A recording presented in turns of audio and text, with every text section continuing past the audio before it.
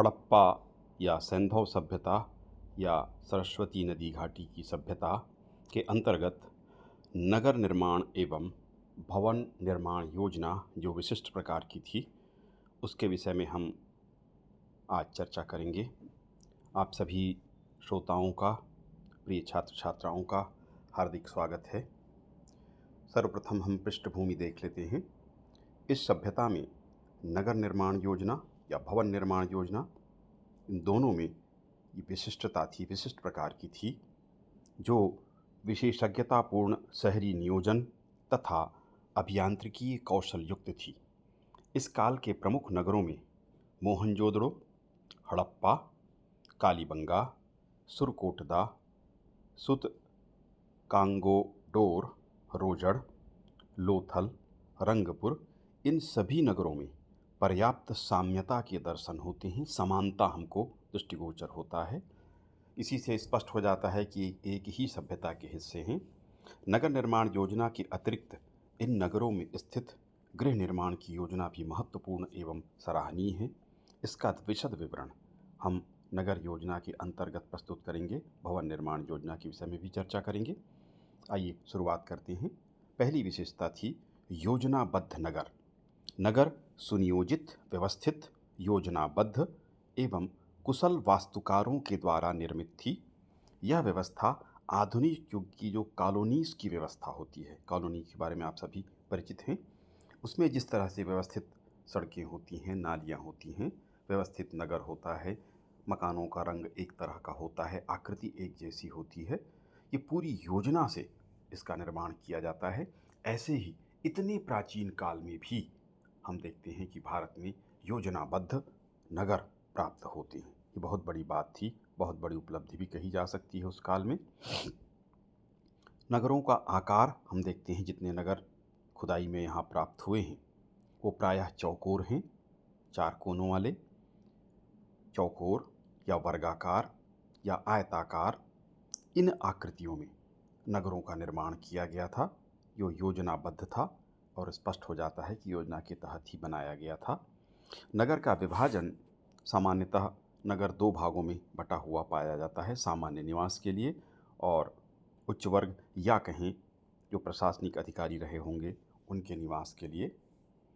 चौथी विशेषता है दुर्ग और प्राचीर से, दीवारों से, दुर्ग से इसकी सुरक्षा की गई है। नगर का दुर्ग वाला भाग ऊंचा प्राचीर से घिरा हुआ था तथा यहाँ पर बुर्जें बनी हुई थीं सुरक्षा के लिए, चौकीदारी के लिए, सैनिक या पुलिस जैसी कोई व्यवस्था रही होगी। यहाँ संभवतः प्रशासनिक कार्य करने वालों का निवास था। यहाँ सार्वजनिक भवन एवं अन्नागार भी स्थित थे। दूसरी ओर सामान्य जनता का निवास था। बांध का निर्माण भी हुआ है यहाँ पर, क्योंकि यहाँ के अधिकांश नगर जो नगर प्राप्त हुए हैं वो नदियों के तट पर प्राप्त हुए हैं, जो सामान्यतः सिंधु घाटी, सिंधु नदी, रावी नदी तथा सरस्वती नदी के तट पर स्थित थे। बाढ़ से रक्षा हेतु तथा पानी की आपूर्ति की दृष्टि से बांधों का निर्माण किया गया होगा, ऐसा माना जाता है। सड़कों का निर्माण। नगरों में बड़ी एवं छोटी सड़कों का जाल बिछा हुआ पाया गया है। ये सड़कें परस्पर एक दूसरे को समकोण पर काटती थीं। मुख्य सड़क 10 मीटर तक चौड़ी थी। अन्य सड़कें 2.75 से 3.66 मीटर तक चौड़ी पाई गई हैं। सामान्यतः सड़कें कच्ची हैं। मोहनजोदड़ो में एक सड़क पक्की पाई गई है।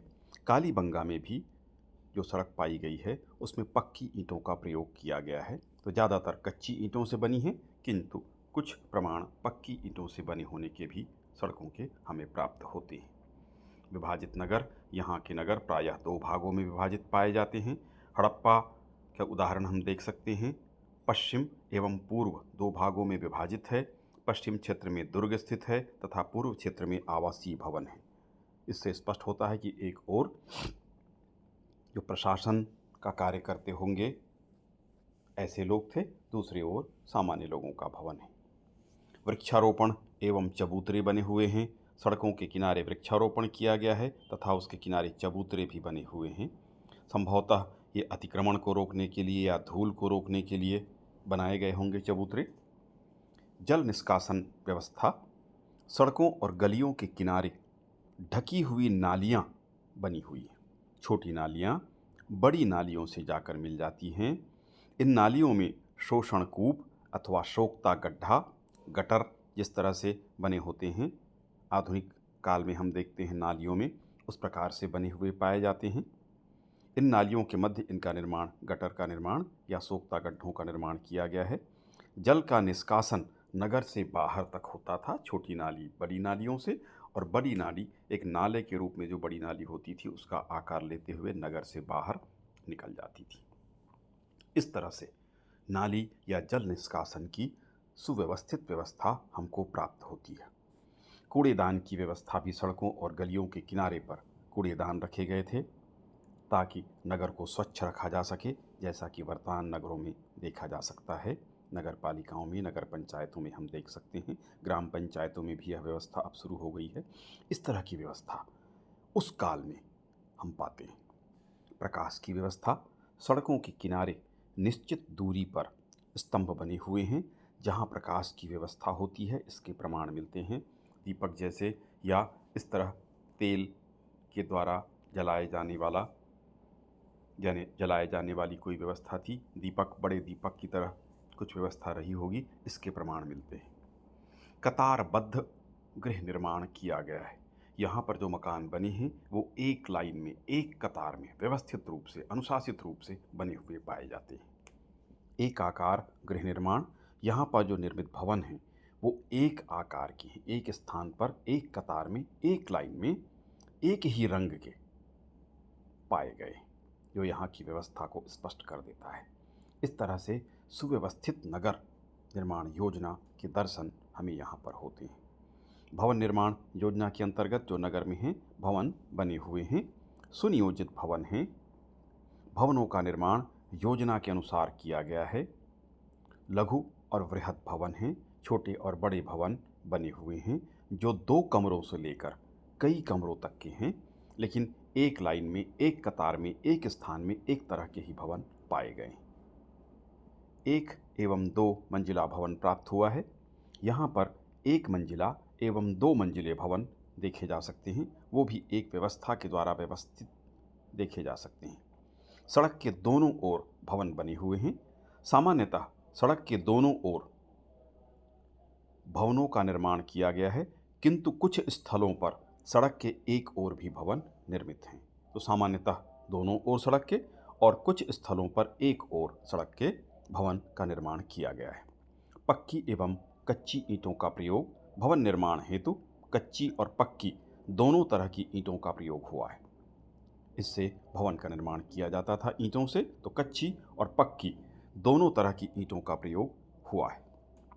सीढ़ियों का प्रयोग, 2 मंजिले भवन में ऊपर तक जाने के लिए सीढ़ियों का प्रयोग किया जाता था। सीढ़ियाँ बनी हुई प्राप्त होती हैं। दरवाजे, खिड़कियाँ एवं रोशनदान, सभी मकानों में, यहाँ के सभी मकानों में दरवाजे जो लकड़ी के बने होते थे, खिड़कियाँ भी लकड़ी की बनी होती थीं, एवं रोशनदान की व्यवस्था भी की गई है। तो दरवाजे, खिड़कियाँ एवं रोशनदान जो वर्तमान मकानों में भी, व्यवस्थित मकानों में पाया जाता है, वो उस समय सिंधु घाटी की सभ्यता में स्थित नगरों में पाया गया है। रसोई घर, स्नानागार एवं आंगन भी इन घरों में पाए जाते थे। आंगन, जैसा कि आप जानते हैं, चारों ओर कक्ष होंगे और बीच में एक खुला आंगन होगा, जैसा कि हम गाँव में आज भी देख सकते हैं। शहरों में आंगन की व्यवस्था अब लगभग समाप्त प्राय है। रसोई घर बना होता था जहाँ भोजन बनता था, स्नानागार जहाँ पर स्नान करते थे, बाथरूम जिसको कह सकते हैं। तो आधुनिक घरों में जिस तरह की व्यवस्था की जाती है, उस प्रकार की व्यवस्था हमको हड़प्पा सभ्यता, सिंधु घाटी सभ्यता या सरस्वती नदी घाटी की सभ्यता में देखने को प्राप्त होता है। मुख्य सड़क के विपरीत दरवाजे एवं खिड़कियाँ प्राप्त होती हैं। संभवतः अभी जो हम देखते हैं ये वर्तमान व्यवस्था से अलग मिलती है। मुख्य सड़क की ओर मुख्य दरवाज़ा वर्तमान में होता है, खिड़कियाँ भी उस ओर ज़्यादा होती हैं, क्योंकि हम देखना चाहते हैं सड़क में कौन जा रहा है, कौन आ रहा है, या घर से निकल के सीधे सड़क की ओर हम जाते हैं, किंतु इससे सड़क में भीड़ भाड़ हो जाती है और धूल गाड़ियों के चलने के कारण जो आता है वर्तमान में, वह सीधे हमारे घर में प्रवेश कर जाता है। तो संभवतः धूल से बचाव हेतु एवं सड़क में सीधे हम न जाएं, उससे एक्सीडेंट का खतरा हो सकता है, बच्चे खेलते हुए वहाँ पहुँच सकते हैं। संभवतः इससे बचने के लिए धूल और किसी एक्सीडेंट या इस तरह की दुर्घटना से या सीधे लोग सड़क पे ना पहुँच जाएँ, इसलिए कम भीड़ रहे और आवागमन आसानी से हो सके, इस दृष्टिकोण से मुख्य सड़क के विपरीत मकानों में दरवाजे एवं खिड़कियाँ खुली हुई मिलती हैं। हवा एवं प्रकाश की व्यवस्था। यहाँ पर निर्मित भवनों में हवा एवं प्रकाश की व्यवस्था को ध्यान में रखकर गृह निर्माण का कार्य किया गया है। हवा के आवागमन हेतु एक दूसरे के समक्ष खिड़कियाँ बनाई गई हैं, जिसको हम क्रॉस वेंटिलेशन के नाम से जानते हैं कि अगर हवा एक खिड़की से सामने से आ रही है तो ठीक उसके सामने दीवार में दूसरी ओर खिड़की होनी चाहिए, ताकि वह हवा कमरे को शुद्ध करते हुए, ऑक्सीजन की मात्रा बढ़ाते हुए या वहाँ की गर्मी को दूर करते हुए दूसरी खिड़की से बाहर निकल जाए। अगर दूसरी ओर खिड़की नहीं है तो हवा भीतर रह जाती है और उससे कमरे के भीतर गर्मी या नमी की मात्रा बढ़ने का खतरा रहता है। तो इस बात से भी यहाँ के लोग भिज्ञ थे, जानते थे। तो हवा के आवागमन के लिए और प्रकाश के लिए रोशनदान की व्यवस्था, पर्याप्त व्यवस्था हमको देखने को मिलती है। मोटी दीवारों का प्रयोग यहाँ पर किया गया है घर को मजबूत रखने के लिए तथा घर को ठंडा रहे, इस को ध्यान में रखते हुए मोटी दीवारों का प्रयोग मकानों में यहाँ पर किया गया है, ताकि मकान मजबूत रहे और ठंडा रहे, इसको ध्यान में रखते हुए। कुएं के प्रयोग की भी जानकारी यहाँ के लोगों को थी। मोहनजोदड़ो में कई मकानों में, सभी मकानों में तो नहीं है, किंतु बहुत सारे मकानों में कुएं प्राप्त हुए हैं, किंतु हड़प्पा में इनकी प्राप्ति नहीं हुई है। वहाँ पर कुओं का प्रचलन नहीं था, किंतु मोहनजोदड़ो में कुएं हमें प्राप्त होते हैं। तो कुएं के प्रयोग का ज्ञान भी यहाँ के लोगों को था। लकड़ियों का प्रयोग दरवाजे एवं खिड़कियों के निर्माण के लिए लकड़ियों का प्रयोग किया जाता था। छत में भी लकड़ियों का प्रयोग होता था। मकान में जहाँ आवश्यकता हो वहाँ पर भी लकड़ियों के प्रयोग से वाकिफ थे। बढ़ई का काम, तक्षक का काम भी चलता था, उससे स्पष्ट हो जाता है। तो लकड़ियों का प्रयोग करने का ज्ञान भी इनको था। मकान में नीचे फर्श का निर्माण किया जाता था। यह ईंट के टुकड़े, ईंटों से, खड़िया से एवं मिट्टी से मकान के फर्श का निर्माण किया जाता था। उसको समतल किया जाता था, घिसकर चिकना बनाया जाता था। तो मकानों में फर्श का निर्माण भी इस काल के भवनों में हमको देखने को मिलता है। शौच गृह का निर्माण, यहाँ के मकानों में शौच गृह पाए गए हैं। बड़ी उत्कृष्ट व्यवस्था कही जा सकती है। मकान की नींवें गहरी पाई गई हैं।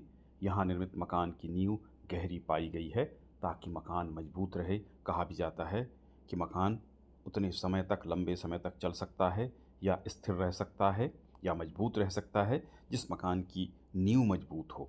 तो मजबूत नींव, गहरी नींव यहाँ के मकानों में हम देख सकते हैं। टाइल्स का प्रयोग भी हम कई स्थलों पर पाते हैं। विशेषकर कालीबंगा में टाइल्स का प्रयोग हमें प्राप्त होता है निचले सतह पर। अन्य स्थलों में इसकी प्राप्ति नहीं हुई है। कई स्थलों पर वृत्ताकार डिजाइन भी नीचे हमें प्राप्त होता है, सतह पर प्राप्त होता है। तो टाइल्स का प्रयोग भी इन्होंने किया था, इसकी भी जानकारी इनको थी। अग्निकुंड का भी अनुमान किया गया है। कालीबंगा में आयताकार एवं अंडाकार कुंड बने हुए पाए गए हैं। कुछ जलने के अवशेष भी वहाँ प्राप्त होते हैं। उससे अनुमान किया जाता था कि ये अग्निकुंड रहे होंगे। किसी विशेष अवसर पर पूजा के लिए या किसी अन्य कारण से अग्नि का प्रज्वलन किया जाता रहा होगा, तो अग्निकुंड की प्राप्ति के संकेत भी कालीबंगा से हमें प्राप्त होते हैं। सार्वजनिक भवन, इन्हें हम राजकीय भवन भी कह सकते हैं। मोहनजोदड़ो में गढ़ी पर इसका निर्माण हुआ है। इसे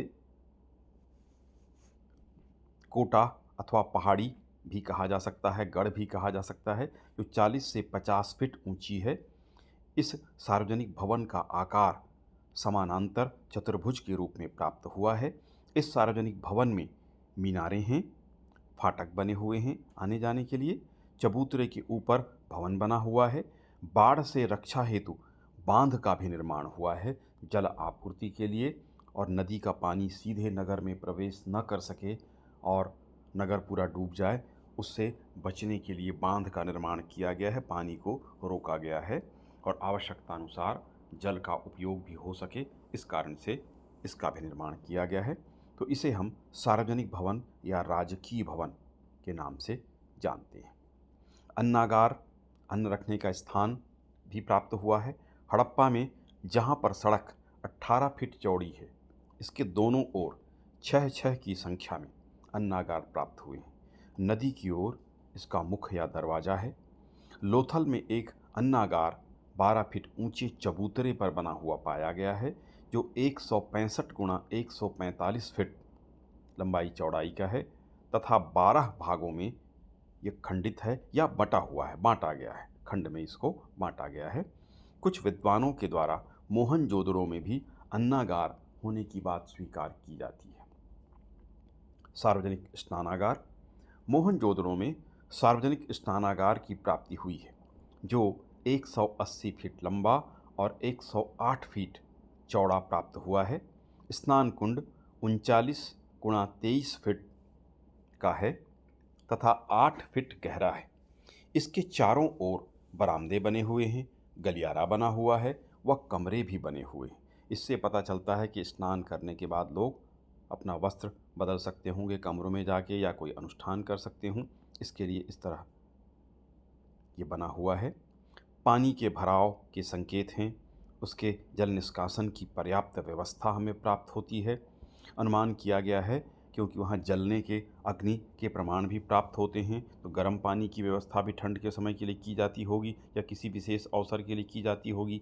धार्मिक अवसरों पर अथवा पर्वों पर के समय स्नान किए जाने का अनुमान इतिहासकारों के द्वारा किया जाता है। इस तरह से सार्वजनिक स्नानागार की भी प्राप्ति होती है। स्नान के लिए प्रत्येक घरों में तो पृथक व्यवस्था होती ही थी, किंतु ऐसे सार्वजनिक स्थल में क्योंकि बहुत सारे कमरे यहाँ पर हैं, तो विशेष अवसरों पर बड़ी संख्या में लोग यहाँ पर निवास भी करते रहे होंगे कुछ समय के लिए। कोई पवित्र महीना या पवित्र पखवाड़ा, पवित्र हफ्ता या कुछ दिन जो पवित्र होता होगा, पूजा पाठ करने के अनुष्ठान करने के लिए लोग यहाँ एकत्र होते होंगे, ऐसा अनुमान किया जाता है। तो सार्वजनिक स्नानागार भी प्राप्त हुआ है। सार्वजनिक भोजनालय के बारे में भी कुछ विद्वान अनुमान लगाते हैं। मोहनजोदड़ो में सार्वजनिक भोजनालय की प्राप्ति की ओर कुछ विद्वान संकेत करते हैं। यद्यपि सभी विद्वान इससे सहमत नहीं हैं, किंतु सार्वजनिक भोजनालय अवश्य रहा होगा, ऐसा माना जाता है। जब सभी लोग एक जगह इकट्ठे होते होंगे तो वहाँ पर भोजन की भी व्यवस्था सार्वजनिक रूप से होती होगी, ऐसा अनुमान इतिहासकार करते हैं। निष्कर्ष के रूप में हम देख सकते हैं कि नगर सुनियोजित हैं। किस प्रकार से जल निष्कासन की व्यवस्था, किस तरह से सड़कों की व्यवस्था, किस तरह से मकान एक आकृति के, एक रंग के बने हुए हैं, एक आकार के बने हुए हैं। पूरे नगर में कूड़ेदान की व्यवस्था, प्रकाश की व्यवस्था, नालियों की व्यवस्था, पानी के निष्कासन की व्यवस्था एक सुनियोजित नगर की ओर संकेत करती है और एक ऐसे प्रशासन की ओर भी संकेत करती है कि निश्चित रूप से नगर पंचायत, नगर पालिका तरह की कोई संस्था अवश्य स्थानीय रूप में रही होगी जो इसको पूरी तरह से व्यवस्थित करती थी। तो जो नगर पाए गए हैं वो सुनियोजित नगर पाए गए। पूरी योजना के साथ व्यवस्थित नगरों का निर्माण किया गया था, जिसकी विशेषताओं की विस्तार से हमने चर्चा की। व्यवस्थित गृह निर्माण। इन नगरों में जो घर बने हुए हैं पूरी तरह से व्यवस्थित हैं। दरवाजे, खिड़कियाँ, रोशनदान, सीढ़ियाँ, आंगन बने हुए हैं। पूरी तरह से आधुनिक व्यवस्था में जिस तरह की व्यवस्थाएं होनी चाहिए, स्नानागार भी वहाँ पर बने हुए हैं, शौच गृह भी वहाँ बना हुआ है, बाथरूम या किचन की व्यवस्था भी है जहाँ पर भोजन तैयार किया जाता था। ऊपर जाने के लिए सीढ़ियाँ बनी हुई हैं, चारों ओर कक्ष, बीच में आंगन, हवा और प्रकाश के लिए पर्याप्त व्यवस्था, क्रॉस वेंटिलेशन की व्यवस्था, सूर्य के प्रकाश के आने की व्यवस्था, ये पूरी तरह से एक व्यवस्थित गृह निर्माण की ओर संकेत करती है। तो सुनियोजित नगर और सुनियोजित गृह निर्माण का कार्य भी होता था और वहाँ पर सारी सुविधाएं उपलब्ध होती थीं। नालियों का प्रयोग भी यहाँ किया जाता था। सार्वजनिक स्नानागार भी यहाँ पर प्राप्त होते हैं, प्रत्येक घर में भी ये प्राप्त होता है, आंगन प्राप्त होते हैं। इस तरह से एक व्यवस्थित गृह निर्माण की योजना यहाँ पर प्रदर्शित होती है। कुएं की व्यवस्था भी की गई है। घर से बाहर जल की निष्कासन की व्यवस्था की भी सुव्यवस्थित व्यवस्था हम देखते हैं। तो इस प्रकार से एक सुनियोजित व्यवस्थित नगर और उसी प्रकार से एक सुनियोजित और व्यवस्थित गृह या घरों की व्यवस्था हम देख सकते हैं। इसी को देखते हुए मैके ने अभिभूत होकर जब इनको देखा था तब कहा कि उन अवशेषों को देखकर ऐसा प्रतीत होता है कि वह लंकासायर के किसी आधुनिक नगर के अवशेष हैं। जैसा कि हम भी चर्चा करते रहे कि जिस प्रकार से वर्तमान में कॉलोनी डेवलप की जाती हैं, व्यवस्थित की जाती हैं, एक लाइन पर सड़क 90 अंश की कोण पर काटती हुई, नालियों की व्यवस्था जो ढकी हुई नाली है, चबूतरे बने हुए हैं, मकान जो बने हुए हैं, उनका जो मुख्य द्वार है वो सड़क के विपरीत दिशा की ओर है ताकि धूल से बचे जा सके और सीधे तौर पर लोग सड़कों पर ना आ जाएं, आवागमन अबाधित रहे, बाधित न हो। वृक्षारोपण की व्यवस्था की गई है। तो जिस प्रकार से आधुनिक नगरों में, आधुनिक कॉलोनीज़ में जिस प्रकार की व्यवस्था की जाती है, उस प्रकार की व्यवस्था हम देखते हैं। प्रकाश की व्यवस्था, जल निष्कासन की व्यवस्था, सड़कों की व्यवस्था, व्यवस्थित नगर, एक कतार में, एक रंग में मकान बने हुए पाए गए हैं। तो यह आश्चर्यजनक है और विद्वानों ने जब इन नगरों को देखा तो वो आश्चर्यचकित हो गए और मैके ने इसीलिए उसको कहा कि किसी आधुनिक नगर या लंकासायर की किसी कॉलोनी को, किसी नगर के क्षेत्र को हम देख रहे हैं, ऐसा हमको प्रतीत होता है। तो इस तरह से सिंधु घाटी की सभ्यता या सरस्वती नदी घाटी की सभ्यता या हड़प्पा सभ्यता में हम व्यवस्थित नगर एवं गृह निर्माण की योजना को प्राप्त करते हैं या यह दृष्टिगोचर होता है।